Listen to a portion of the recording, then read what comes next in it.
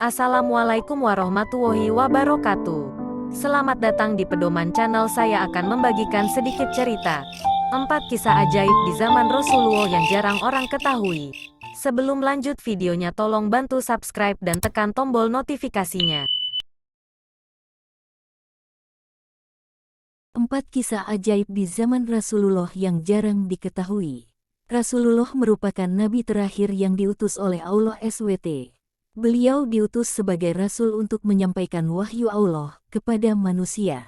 Beliau adalah manusia tanpa dosa namun tidak pernah sombong dan senantiasa bertobat sepanjang hidupnya. Istimewanya lagi, Rasulullah adalah makhluk kesayangan Allah sepanjang masa dan tidak ada penggantinya hingga kini. Sebagai manusia yang diutus kepada umatnya, tentu saja beliau sudah punya jaminan berupa penjagaan dari Allah selama hidup di dunia. Sehingga tidak heran banyak sekali kejadian tidak biasa yang sulit dicerna dengan logika namun dialami oleh Rasulullah SAW. Mengutip dari berbagai sumber, berikut beberapa rangkuman kisah menarik Rasulullah yang jarang diketahui. Semoga dengan diceritakannya kisah-kisah ini akan semakin meningkatkan kecintaan kita terhadap Rasulullah dan meneguhkan iman kita terhadap Sang Maha Pencipta. 1. Kisah batu yang memberi salam kepada Rasulullah. Kisah menarik pertama yaitu bercerita tentang sebuah batu yang memberi salam kepada Rasulullah. Kisah ini berawal ketika Rasulullah masih berada di Mekah sebelum diangkat menjadi nabi. Tentu saja hal ini menjadi unik dan aneh, sebab batu adalah benda yang tidak bisa berbicara.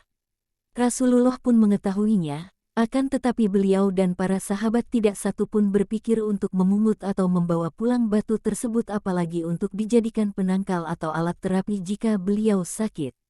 Dari sahabat Jabir bin Samrah, ia berkata bahwa Rasulullah SAW telah bersabda, "Sesungguhnya aku mengetahui sebuah batu di Mekah memberi salam kepadaku sebelum aku diangkat menjadi nabi. Sesungguhnya aku mengetahuinya sampai sekarang." Hadis riwayat Muslim. 2. Kisah tangis tiang masjid dari batang kurma. Kisah unik lainnya ketika zaman Rasulullah adalah kisah tangis tiang masjid yang berasal dari batang kurma.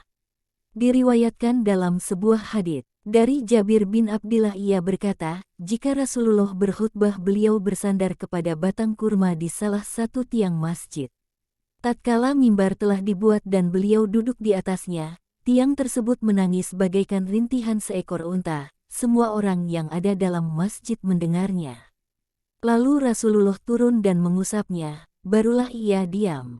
Berdasarkan hadits di atas dijelaskan bahwa tiang tersebut merasa sedih karena Rasulullah tidak lagi menjadikan dirinya sebagai sandaran.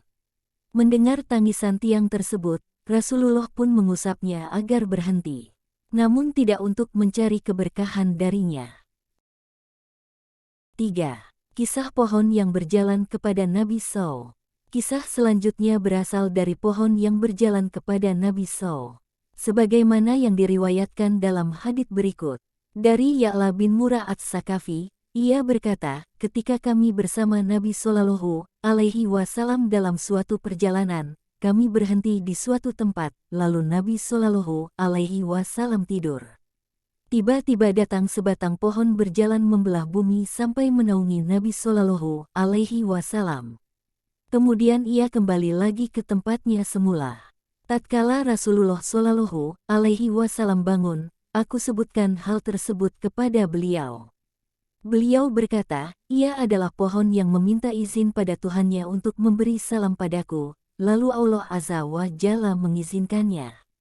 Namun, meskipun Nabi dan para sahabat mengetahui bahwa ada pohon yang bisa berjalan, tidak ada di antara mereka yang mengkeramatkan pohon tersebut sebagaimana kebiasaan orang-orang terhadap pohon yang dianggap sakti. 4. Kisah unta yang berbicara kepada Rasulullah. Kisah terakhir berasal dari seekor unta yang berbicara kepada Rasulullah. Sebagaimana diriwayatkan dalam hadits berikut. Dari Ya'la bin Murrah Ats-Sakafi, ia berkata, ketika kami bersama Nabi SAW dalam suatu perjalanan. Kami melewati seekor unta yang sedang diberi minum. Tatkala unta tersebut melihat Nabi SAW, ia mengeluh dan meletakkan lehernya. Lalu Nabi Shallallahu Alaihi Wasallam berdiri dekatnya dan bertanya, "Mana pemilik onta ini?"